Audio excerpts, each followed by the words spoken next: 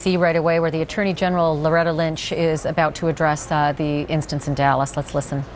At least 5 police officers were shot and killed. Several more were injured, along with 2 civilians, as they sought to protect a peaceful protest in Dallas, Texas. Our thoughts and our prayers and condolences go out to the families of those who have lost loved ones. The Department of Justice, including the FBI, ATF, the U.S. Marshals Service, and the U.S. Attorney's Office on the scene, is working closely with our state and local counterparts, and we intend to provide any assistance that we can to investigate this attack and also to help heal a community that has been severely shaken and deeply scarred by an unfathomable tragedy. This is an unfolding situation. We'll be providing additional information when it is available and appropriate. But more so, this has been a week of profound grief and heartbreaking loss. The peaceful protest that was planned in Dallas last night was organized in response to the tragic deaths of Alton Sterling in Louisiana and Philando Castile in Minnesota. Now, we've opened a civil rights investigation in Louisiana, and we're providing assistance to local authorities in Minnesota who are leading the investigation there. And today, we are feeling the devastating loss of Dallas area Rapid Transit Officer Brent Thompson and 4 other fallen officers whose names remain unreleased as we await notification to all of the families. Now, after the events of this week, Americans across our country are feeling a sense of helplessness, of uncertainty, and of fear. Now, these feelings are understandable and they are justified, but the answer must not be violence. The answer is never violence. Rather, the answer, our answer, all our answer, must be action. Calm, peaceful, collaborative, and determined action. We must continue working to build trust between communities and law enforcement. We must continue working to guarantee every person in this country equal justice under the law. And we must take a hard look at the ease with which wrongdoers can get their hands on deadly weapons and the frequency with which they use them. And we must reflect on the kind of country that we want to build and the kind of society that we are choosing to pass on to our children. And above all, we must reject the easy impulses of bitterness and rancor and embrace the difficult work, but the important work, the vital work of finding a path forward together.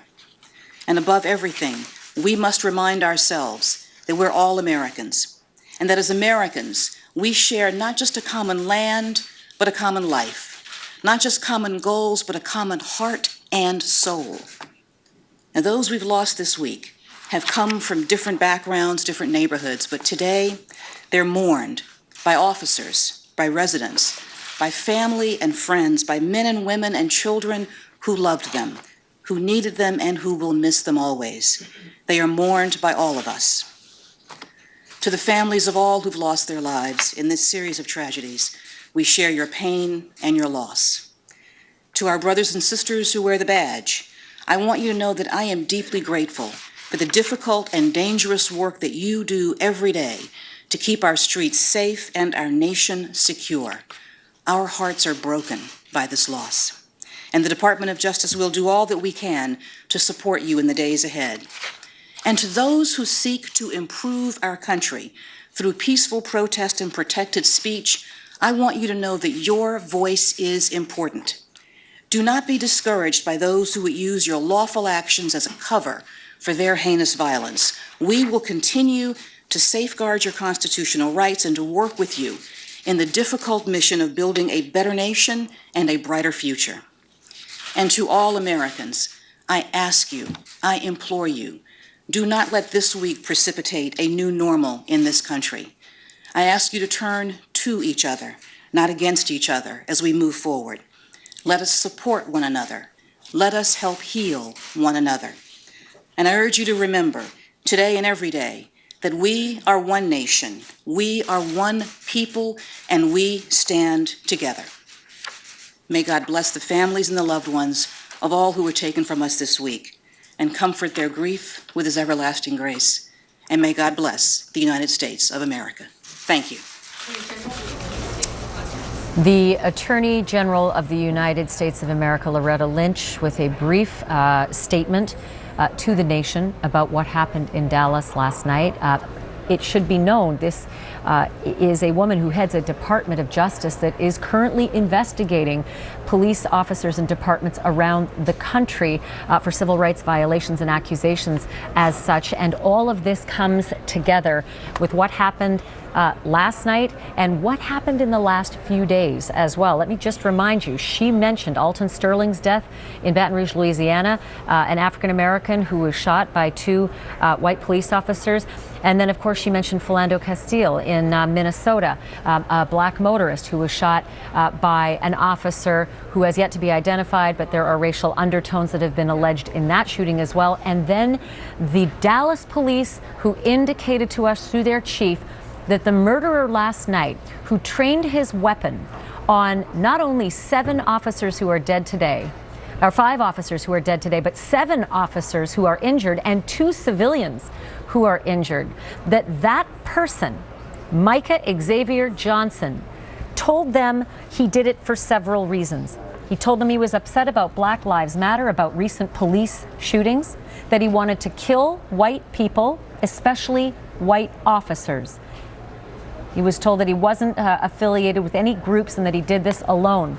The house on your screen right now is in a suburb of Dallas, Texas, about 20 minutes drive up the freeway in Mesquite, Texas.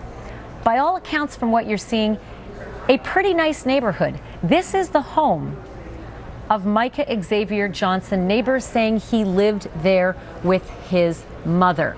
Neighbors also saying he seemed like a bit of a recluse, that they would see him sometimes at the post office or the mailbox, but that he kept to himself mostly. And yet another neighbor at least suggesting that he had seen Micah Johnson with other white people at other times. But certainly the indications from the man on the left-hand side of your screen to the officers who were negotiating with him before he was taken out, before he was killed, that his intention was entirely racially motivated, to take out white police officers in particular and white people.